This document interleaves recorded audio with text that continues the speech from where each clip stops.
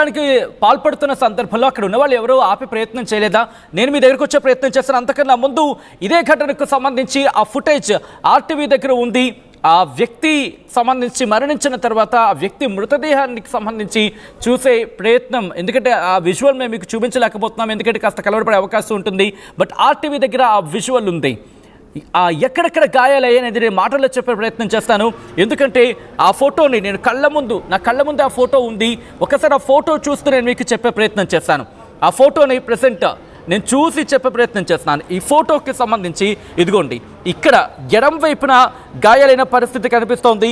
ముఖానికి కుడివైపు ఇటువైపు గాయమైన పరిస్థితి కనిపిస్తోంది. దాంతోపాటు మెడకు సంబంధించి రక్తపు మరకలు కనిపిస్తున్నాయి. దాంతోపాటు ఇటు ఛాతీ మీద, అలాగే ఛాతీ కాస్త కింద వరకు కూడా మనకి ఆ గాయాలు అనేవి కనిపించడం జరుగుతోంది. ఆ ఫోటో నేను మీకు చూపించలేకపోతున్నాను, ఎందుకంటే ఆ విజువల్ చాలా డిస్టర్బింగ్గా ఉంటుంది. అందుకే నేను మీకు చూపించలేకపోతున్నాం. ఈ కథనం మిమ్మల్ని కాస్త కలవరపరచొచ్చు, అయితే మిమ్మల్ని కలవరపాటు గురి చేయడం ఆర్టీవీ ఉద్దేశం కాదు. కానీ ఇటువంటి కథనాలు చూసినప్పుడు కాస్త కలవరపాటు గురయ్యే అవకాశం ఉంటుంది. కాబట్టి దీనికి సంబంధించిన జాగ్రత్తలు తీసుకోవాలని ఆర్టీవీ సూచించడం జరుగుతుంది. మా ప్రతినిధి శ్రీనివాస్ అప్డేట్స్ అందించేందుకు లైవ్లో కంటిన్యూ అవుతున్నారు. శ్రీనివాస్, ప్రస్తుతం దీనికి సంబంధించి ఘటన మీద అక్కడ స్థానిక టీడీపీ నేతలు కావచ్చు, లేకపోతే కీలక నేతలు కావచ్చు, ఏమంటున్నారు? అట్ ద సేమ్ టైం వర్గ విభేదాలు లాంటివి ఏమైనా ఈ దారుణ ఘటనకు దారితీసి ఉండొచ్చు అని అనుమానాలను వ్యక్తం చేయడం జరుగుతోందా? స్థానికంగా ఉన్న టీడీపీ నాయకులు అయితే చాలా గరంగా ఉన్నారని చెప్పుకోవాలి సచిన్. ఎందుకంటే అతను ఎప్పటి నుంచో కూడా సీనియర్ నాయకుడు, టీడీపీలో తలలో నాలుగులా ఉన్నటువంటి వ్యక్తి. అతను ఇప్పుడు ఒకసారిగా కళ్ళ ముందు హత్యకు గురి కావడం కూడా కలవర పెడుతున్న పరిస్థితి. అందుకనే అతను వ్యాపార సముదాయంగా కూడా ఏదైనా ఎవరితో గొడవలు ఉన్నా కూడా సామరస్యంగా పరిష్కరించుకునే వ్యక్తి. అతను గొడవలకు దూరంగా ఉండే వ్యక్తి అని చెప్పేసి కూడా వారు చెప్పుకున్న పరిస్థితి.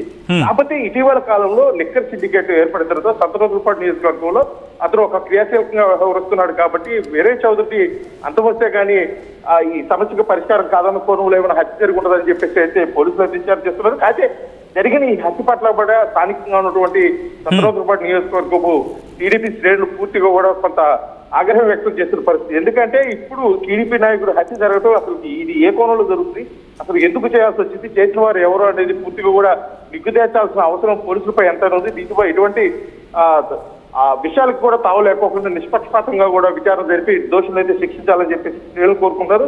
అదే విషయంగా కూడా ఇప్పుడు జిల్లా మంత్రి అయినటువంటి డోలత్రి బాలవేంద్ర కూడా ఇప్పుడే రిమ్స్ కూడా రావడం జరిగింది. పోలీసులతో మాట్లాడుతున్నారు. జరిగిన సంఘటన మీద కూడా పోలీసులు అయితే చాలా సీరియస్ గా ఉన్నారు. పూర్తిగా కూడా ఒంగోలు నగరాన్ని జల్లెడి పెట్టే పరిస్థితి ఉంది. ఎందుకంటే నలుగురు వ్యక్తులు వచ్చారు, వాళ్ళు ముసుగులు ధరించున్నారని చెప్పేసి స్థానికంగా ఉన్నటువంటి ఒక సాక్షి అకౌంటెంట్ చెప్పారు. ఆ అకౌంటెంట్ కూడా పోలీసులు అదుపులోకి తీసుకోవడం, అతను లోతైన విచారణ చేస్తున్నాడు. ఎందుకంటే హత్య జరిగిన సమయంలో అతను ప్రతిఘటించడానికి సుమారు 60 సంవత్సరాల వ్యక్తి కావడం, అతను ప్రతిఘటించలేకపోవడం కూడా ప్రధాన కారణంగా చెప్పుకోవచ్చు. ఆ సమయంలో ఎవరు లేరు.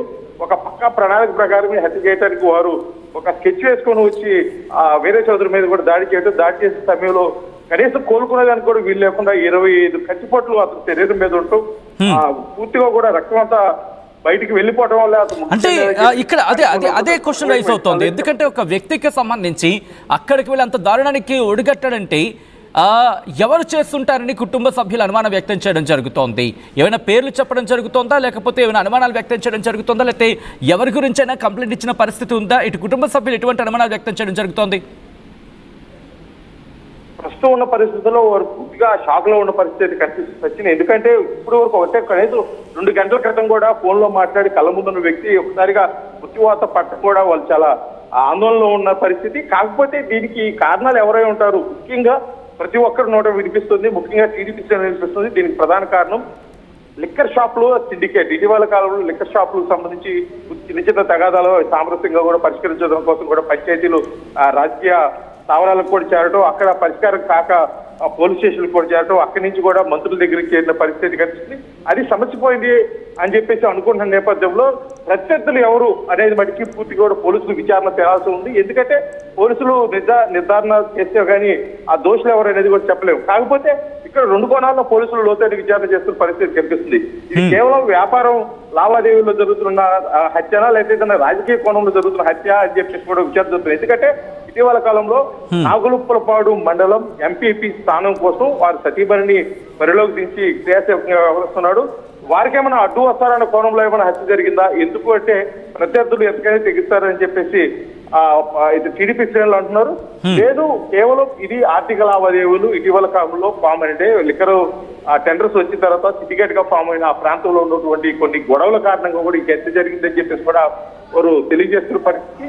కాకపోతే బట్టికి పోలీసులు ప్రాథమికంగా వచ్చే ఒక నివేదిక ప్రకారం ఇది ఎవరు చేశారు, ఎందుకంటే ఆ నలుగురు వ్యక్తులు కూడా బయట వారు వ్యక్తులా, అదే స్థానికంగా ఉన్న వ్యక్తులా, లేదా ఏదైనా రాజకీయ కోణంలో ఏదైనా దగ్గర వారే చేశారా అసలుకి, ఎందుకంటే ఆఫీసు కార్యాలయము ఆ పోలీస్ స్టేషన్ కి కేవలం 100 మీటర్ల డిస్టెన్స్ లో ఉంటది, ఎస్పీ కార్యాలయానికి 200 మీటర్ల డిస్టెన్స్. ఎగ్జాక్ట్లీ, నేను ఇదే పాయింట్కి వచ్చే ప్రయత్నం చేస్తాను. ఎందుకంటే ఒక మనిషి మీద దట్టు పోలీస్ స్టేషన్ కి కూతవేట దూరంలో ఉన్న ఆఫీస్ కి సంబంధించి కావచ్చు, లేకపోతే అక్కడ ఆ ప్రాంతంలో దాడులు చేసే అంశానికి సంబంధించి అంటే గతంలో ఏవైనా కక్షపూరిత వాతావరణం కావచ్చు, లేకపోతే గతంలో గొడవలు లాంటివి ఏమైనా ఉన్నాయా, గతంలో ఆయన మీద ఏమైనా ఇటువంటి అటెంప్ట్స్ ఏమైనా జరిగాయా, దీనికి సంబంధించి ఎటువంటి చర్చ జరుగుతుంది అక్కడ?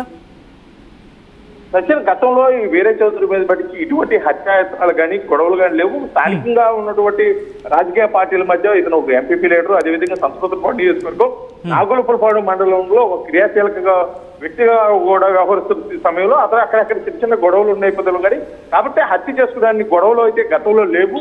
కానీ ఇటీవల కాలంలో ఈ రాజకీయంగా కొద్దిగా పార్టీ అధికారంలోకి రావటం, టీడీపీ అధికారంలోకి రావటం, ఇతర వ్యాపారాలు కొద్దిగా వృద్ధి చెందటం, అదేవిధంగా ఇటీవల ఫామ్ అయినటువంటి లిక్కర్ సిండికేట్ విషయంలో కూడా ఇతను క్రియాశీలకంగా వ్యవహరిస్తూ ఈ పూర్తిగా కూడా అన్ని కోణాల్లో తీసుకున్నట్టే ఇతనికి కొంత శత్రువర్గం బలంగానే తయారైందని చెప్పవచ్చు. కాకపోతే ఇప్పుడు జరిగిన హత్య విషయంలో నేరుగా ప్రత్యర్థులు వచ్చారా, లేకపోతే ఎవరైనా సుపారీ గ్యాంగ్ ని రంగంలో దించారా అని చెప్పేసి కూడా విచారణ చేస్తున్నారు. ఎందుకంటే అయితే ఇక్కడ జరుగుతున్న విషయాలను బట్టి చూసుకున్నట్టయితే ఎస్పీ కార్యాలయానికి 200 మీటర్లు, పోలీస్ స్టేషన్ అంటే తాలూకా పోలీస్ స్టేషన్ కి 100 మీటర్ డిస్టెన్స్ లో ఉన్నటువంటి ఇతర కార్యాలయానికి వచ్చి అంత దాదానికి సుమారు 25 పైగా కచ్చిపోట్లు అతనికి పడవటము, అతను పూర్తిగా కూడా చనిపోయాడని నిర్ధారణ. అంటే సాధారణంగా మనం చూస్తుంటాం రాజకీయ నాయకులు ఎవరైనా ఒంటరిగా ఉండే సందర్భాలు చాలా తక్కువగా ఉంటూ ఉంటాయి. చుట్టుపక్కల ఎవరో ఒకరు ఉంటూ ఉంటారు, కనీసం ఒక ఇద్దరు లేకపోతే కనీసం ఒకరైనా ఉంటూ ఉంటారు.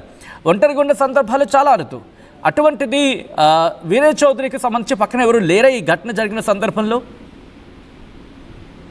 సాధారణంగా అతను వీరే చౌదరి కార్యాలయంలో అనేక మంది అతన్ని పొలిటికల్ గా కానీ లేకపోతే వ్యాపార విషయాలు కానీ కలవటానికి వస్తున్న నేపథ్యంలో స్థానికంగా అతను వీరే చౌదరికి కారు ఉంది, ఆ కారు డ్రైవర్ కానీ ఇంకొక అసిస్టెంట్ కానీ పూర్తిగా కింద వారి పనుల్లో వాళ్ళు ఉన్నారు. ఎందుకంటే కలవటానికి వెళ్ళారు, ఈ హత్య జరుగుతుందని వారు ఊహించిన క్రమంలో ఈ హత్య జరిగిందని చెప్పుకోవచ్చు. ఎందుకంటే పైకి వెళ్ళిన వారు హత్య చేసి కిందకి వచ్చి పారిపోయిన తర్వాత కానీ ఇది హత్య జరిగిందని చెప్పేసి పైన ఉన్నటువంటి ఈ అకౌంటెంట్ తెలియజేస్తే కానీ తెలియజేసే పరిస్థితుంది. ఎందుకంటే ఆ సమయంలో కార్యాలయంలో ఎవరు లేకపోవడం, ఎందుకంటే సుమారు ఆ సమయం 7:06 ఆ సమయం కావడం పట్ల కూడా ఇది పెద్ద విషయం చెప్పుకోవచ్చు. ఎందుకంటే ఆ సభలో ఆ కార్యాలయంలో వీరే చౌదరి ఒక అకౌంటెంట్, కింద అతని డ్రైవరు, ఒక అసిస్టెంట్ ఎవరో 2-3 ఉన్నారు.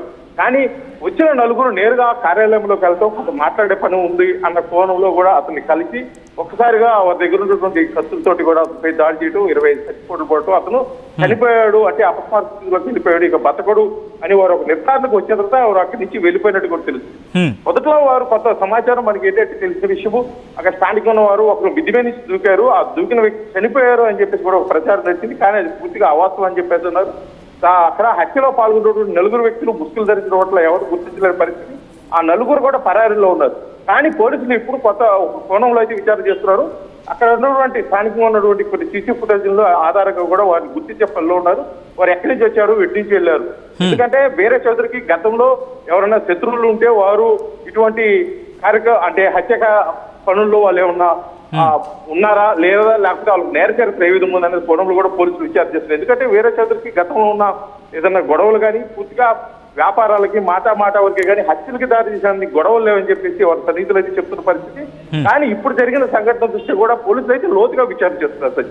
ఎందుకంటే ఒక మనిషి ఇంత కర్కశంగా 25 కత్తిపోట్లు పొడిచి చంపాల్సిన పరిస్థితి, అది కేవలం ఒక వ్యాపార కారణాలు ఏమైనా ఉన్నాయని కోణంలో కూడా పోలీసులు అయితే విచారణ చేస్తున్నారు సార్. ఎందుకంటే సాధారణ ఒక మాట అంటూ ఉంటారు, దాడి చేసిన వ్యక్తులకు సంబంధించి ఏదో ఒక క్లూ అక్కడ దొరికే అవకాశాలు ఉంటూ ఉంటాయి. అటువంటి క్లూస్ ఏవైనా